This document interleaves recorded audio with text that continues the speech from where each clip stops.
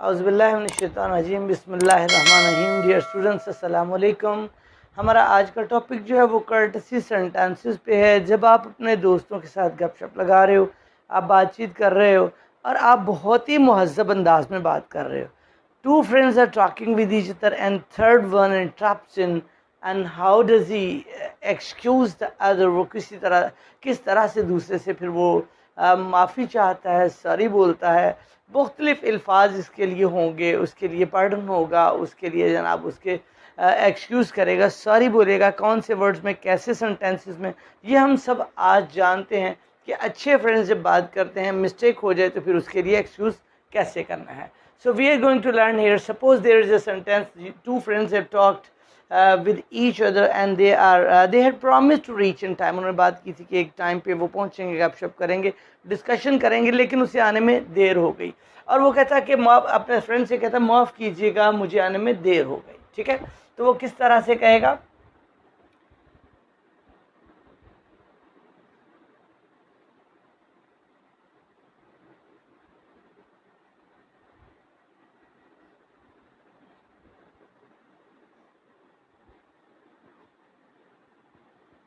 माफ़ कीजिएगा मुझे देर हो गई। अब इंग्लिश में अगर आपने यही कहना है कि माफ़ कीजिएगा मुझे देर हो गई, तो आप क्या कहेंगे? आई एम सॉरी या आई एम। शॉर्ट फॉर्म में वही जो आप लिखते होते हो, अपॉस्ट्रोफी डालकर ए को आप हज़फ कर लेंगे और आप लिखें आई और कॉमा और am. I am sorry, I got late, मुझे देर हो गई। आई गॉट लेट, मुझे थोड़ी सी देर हो गई। I got a little late, a bit late. I got a bit late, मुझे थोड़ी सी देर हो गई, वगैरह। अब नेक्स्ट आप कहते हो मैं माजरत खा हूँ, मतलब एक कह दिया I am sorry, I got late. आप फिर कहते हो मैं माफ़ी चाहता हूँ। अगर आपने दूसरे किसी अंदाज में कहना है, या मैं माजरत, आपसे माजरत खा हूँ, मैं आपसे माजरत ख्वा हूँ।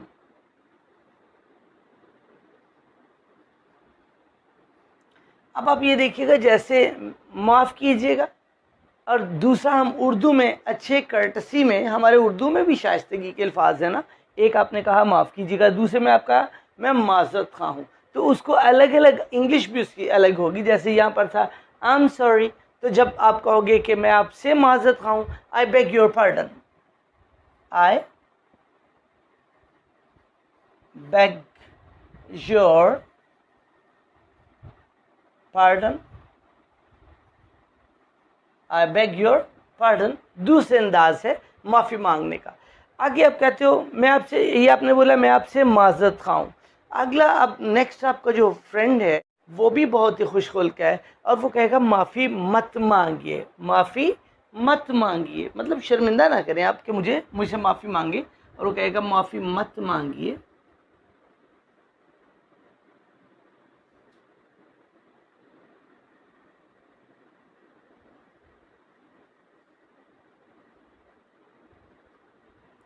डोंट अपोलोजाइज, माफ़ी मत मांगिए को आप कहेंगे डू नॉट या डोंट अपोलोजाइज।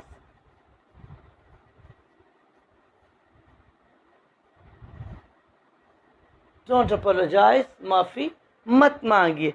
आगे फ़र्ज के लिए वो आपको कहता है, अब जब उसने कह दिया कि माफ़ी मत मांगिए, मतलब इतना ही है ना कि आप लेट हो गए हो, और फिर कहता है कोई बात नहीं, कोई हर्ज नहीं, ठीक है, कोई बात नहीं।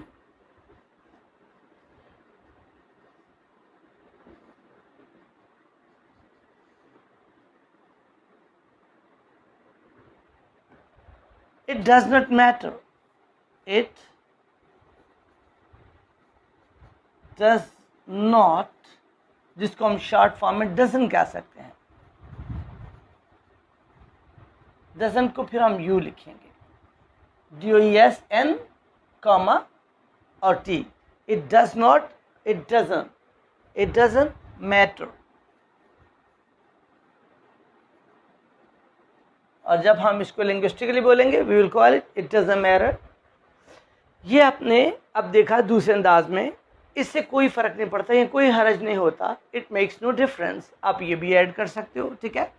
माफ़ी चाहता हूँ मैं आपको, आगे फिर वो मज़ीद हम चूँकि देखिए कर्टसी के हमने बनाने हैं सेंटेंसेस कि जब आप किससे डिस्कशन कर रहे हो आप कर्टसी वर्ड्स बोल रहे हो, अब किस तरह के कर्टसी वर्ड्स बोलोगे ये तमाम आज हम इसमें लर्न कर रहे हैं। और मज़ीद उसने कहा आपसे, आने वाले ने जो लेट हो गया, माफ़ी चाहता हूँ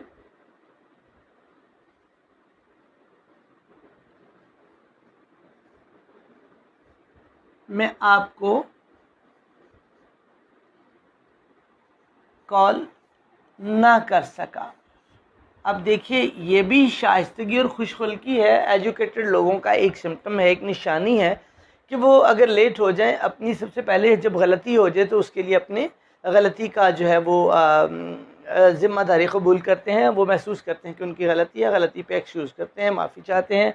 और फिर अगला भी जब खुशखुल्क होता है, वो भी अच्छे टिकेट्स वाला होता है, तो वो फिर शर्मिंदा होता है कि आप मुझसे माफ़ी तलब नहीं करिए, माफ़ी मत मांगिए। और इस तरह बात जब बढ़ती बढ़ती दो अच्छे लोगों में, एजुकेटेड लोगों में, तो वो फिर क्या कहते हैं कि माफ़ी चाहता हूँ मैं आपको कॉल ना कर सका। मीन्स कि अगर आप लेट हो गए, आपको अपनी गलती का एहसास हुआ और आपने अच्छे अंदाज में कहा कि मैं आपको कॉल ना कर सका, मीन्स के लेट आने वाले को ये फिर जो अच्छे लोग होते हैं, अच्छे मुआशरे के, महज़ब मुआशरे के, वो एक्सक्यूज़ करते हैं लेट आने पे, वो रवाज नहीं इसको समझते। तो मैं माफ़ी चाहता हूँ मैं आपको कॉल ना कर सका, आई एम सॉरी,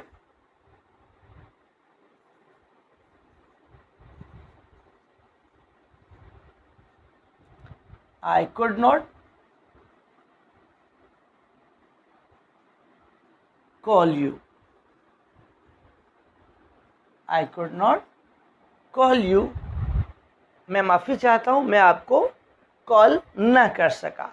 अब वो दूसरा एक, जब ये two friends are talking, right, suppose a third one is also sitting by them, एक तीसरा भी उनके पास बैठा हुआ है, और वो क्या करता है, वो जनाब इंटरप्ट करता है, वो कहता है नहीं नहीं ऐसी कोई बात नहीं, इसका तो रोज़ का ये मामूल है, ठीक है।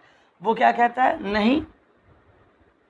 अब थर्ड वन जो है, he is interrupting, suppose this is a sign of an interruption, somebody when interruption, जब कोई तीसरा बंदा इंटरप्ट कर लेता है तो क्या होता है, नहीं ये इसका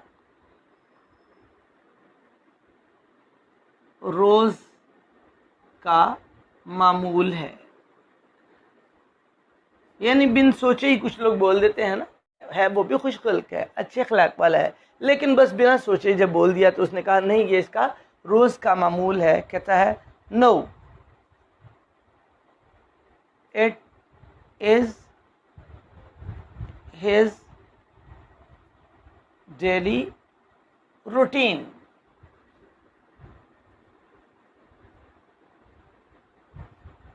no it is his daily routine. अब उसने कहा कि नहीं ये इसका रोज का मामूल है। जब उसने कह दिया है, वो भी एजुकेटेड, अच्छा है वो भी, लेकिन साथ ही उसको गलती से हो गया, अपनी गलती का एहसास हो गया कि ये मुझसे गलती हो गई, और वो क्या कहता है, कता कलामी के लिए माजरत, ठीक है, मैं कता कलामी के लिए आपसे माजरत चाहता हूँ, डायलॉग है ना हमारे एक अंदाज से, तो वो कह रहा है कता कलामी के लिए माजरत या माजरत चाहता हूँ, तो क्या कहेगा, आई am sorry, I am sorry for interrupting you.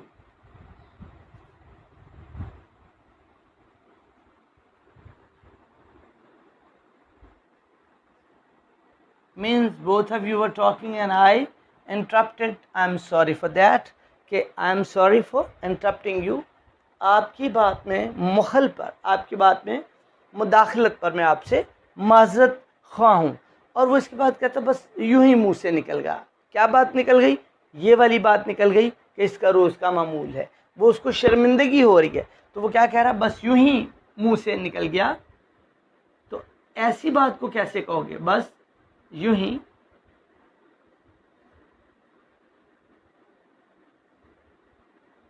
मुंह से निकल गया, जब हम भी बात करते हैं बाज़ औक़ात बिना सोचे हम डिस्कशन कर देते हैं, बिना सोचे जब कुछ बोल देते हैं, तो ऐसी बात को इंग्लिश में कैसे कहेंगे? आप कहेंगे it was just a slip of tongue.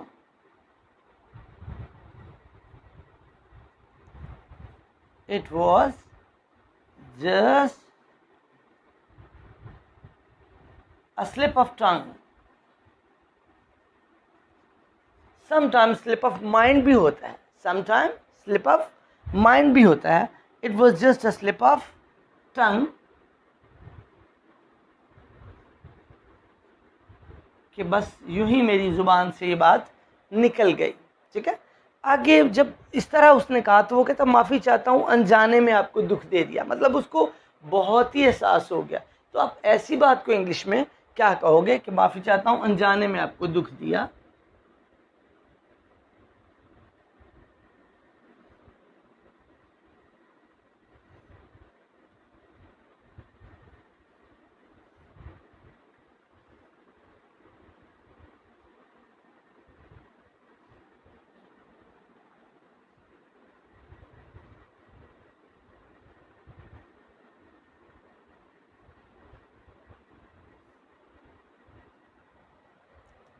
ये क्या होगा जनाब?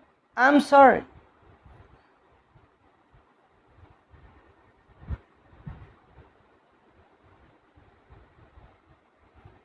आई hurt you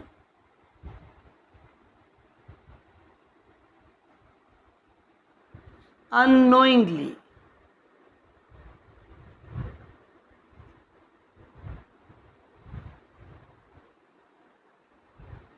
I am sorry, माफ़ी चाहता हूँ, मुझे अफसोस है। आई हर्ट यू अननोइंगली, कि मैंने बिना जाने अनजाने में, नादानिस्ता तौर पर, गैर दानिस्ता तौर पर, ये सारे वर्ड्स के लिए आप अननोइंगली लगाएंगे। नादानिस्ता, गैर दानिस्ता, अनजाने में, बिना जाने मैंने आपको दुख दिया।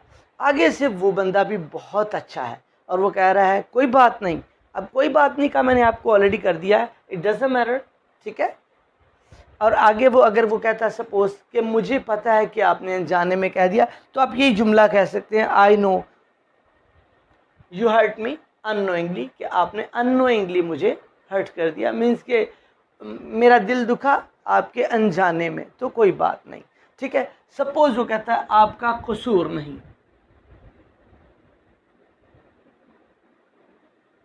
आपका कसूर नहीं। You were not at fault. You were not at fault. लीजिए डियर स्टूडेंट्स, ये तमाम वो कर्टसी की बातें हैं, वो तमाम पार्ट्स हैं, वो तमाम रिक्वेस्ट्स हैं जो आज के लेक्चर में हमने आज लर्न की हैं। तो डियर स्टूडेंट्स, जब आप उर्दू में बात करते हो तो आप खुशखुल्की में करते हो। And now it was a question how to talk in English such sentences that are regarding pardon and request, or we can say some courtesy sentences। तो ये वो सारे courtesy sentences हैं। अब आप बात कर सकते हो इंग्लिश में अच्छे अंदाज में courtesy words को यूज़ करते हुए, pardon को यूज़ करते हुए। So I have tried my best to teach you all to my best, according to my best, right? Hope that कि आपको आज का लेक्चर ये मेरा अच्छा लगा होगा और आपने कुछ ज़रूर सीखा होगा। अगर ऐसा ही है तो आप हमारे चैनल को लाइक कीजिए, शेयर और सब्सक्राइब कीजिए और इसके साथ में लगे बेल आइकन को ज़रूर प्रेस कर दें ताकि आने वाला हर नया लेक्चर आपको मिलता रहे। तो मिलते हैं इंशाल्लाह अगली वीडियो में, तब तक के लिए इजाज़त, अपना बहुत सा ख्याल रखिए। अल्लाह हाफिज़।